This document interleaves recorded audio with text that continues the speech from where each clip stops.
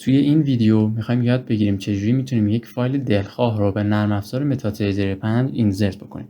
این فایل دلخواه میتونه یک اسکریپت، یک اکسپرت و یک اندیکاتور باشه یا هر فایل دیگه. خب من از فایل candletime.zip استفاده میکنم که قراره زمان بسته شدن یک کندل رو به ما نشون بده.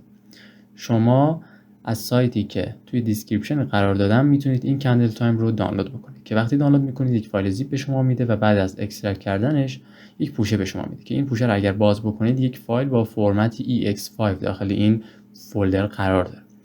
شما این رو باید کپیش بکنید. دقت داشته باشید که اگر فرمت فایل شما ex4 بود، این در واقع فایلی که به عنوان اندیکاتور شما دانلود کردید مناسب متاتریدر 4 هستش و روی متاتریدر 5 کار نخواهد کرد. خب چون فرمت فایل ما ex5 هستش، ما میدونیم که این فایل برای متاتریدر 5 هستش، پس کپیش میکنیم. فقط کافی که نرم افزار متاتریدر 5 رو باز بکنید، از قسمت سربرگ فایل اوپن دیتا فولدر رو بزنید. با کنترل شیفت دی هم میتونید کار رو انجام بدید. وقتی که فولدر نرم افزار متاتریدر 5 رو باز کردید، اینجا یک فولدر داره به نام MQL5 که با حروف بزرگ نوشته شده. این فولدر رو اگر باز بکنید، اینجا یک سری فولدرهای دیگه داره که شما باید فایل مد نظرتون رو اینجا پیست بکنید. خب اگر فایلتون اکسپرت باشه باید توی این پوشه در واقع پیستش بکنید، اگر اندیکاتور باشه توی این پوشه و اگر اسکریپت باشه توی این پوشه. خب فایل کندل تایم ما یک اندیکاتور هستش، پس من میرم به پوشه ایندیکیتور و اینجا وارد پوشه اگزمپل میشم و با کنترل وی اینو پیستش میکنم.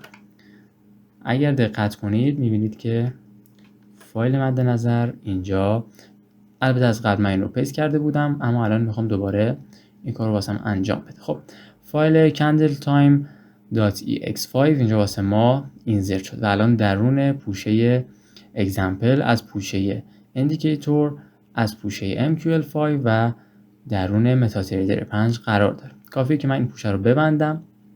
حالا اگر من یک بار دیگه متاتریدرم رو ببندم و مجدد باز بکنم برای اینکه رفرش بشه، خب متاتریدرم رو الان باز کردم و میام از بخش اینزرت اندیکیتور رو انتخاب میکنم و میرم توی قسمت کاستوم. اینجا یک فایل وجود داره به نام کندل تایم که میبینید این به صورت کندل تایم به صورت دیفالت وجود نداره و شما یک بار روی این کلیک میکنید یک صفحه واسهتون باز میشه که میتونید تنظیمات این کندل تایم رو تغییر بدید. میگه که مال 2020 هستش و کندل تایم ورژن 1 هستش.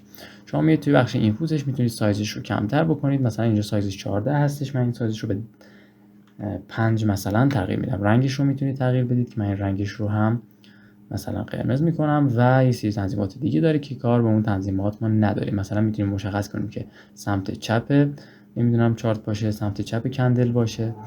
اینا رو میتونیم واسهش مشخص بکنیم. روی اوکی میزنیم و این کندل تایم اینجا واسه ما اضافه میشه. البته میبینید که زیادی ریزه. اگر بخواید این رو از روی چارتتون پاک کنید با کنترل آی میتونید لیست اندیکاتورهایی که روی چارتتون هستن رو بالا بیارید. به عنوان مثال مین چارت کندل تایم وجود داره و اینجا میتونید برید به تب پرپرتیسش و سایزش رو بزرگتر بکنید. مثلا سایزش رو من 10 میکنم، اوکی رو میزنم و اینجا کلوز میکنم. الان میبینید که سایز این کندل تایم ما بزرگتر شد.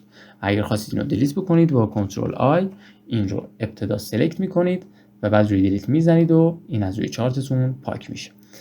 و خب امیدوارم که شما بتونید هر فایلی که میخواید رو داخل نرم افزار متاتریدر 5 تون اینزرت بکنید به همین راحتی و به همین آسانی. فقط باید یک نکته رو توجه داشته باشید که با توجه به فایل مد نظرتون اون توی پوشه خودش در واقع کپی پیست بکنید. شما نمیتونید یک فایل اندیکاتور رو داخل یک پوشه اسکریپت یا ربات بیاید پیست بکنید. در این صورت به شما ارور خواهد داد و فایل کار نخواهد کرد.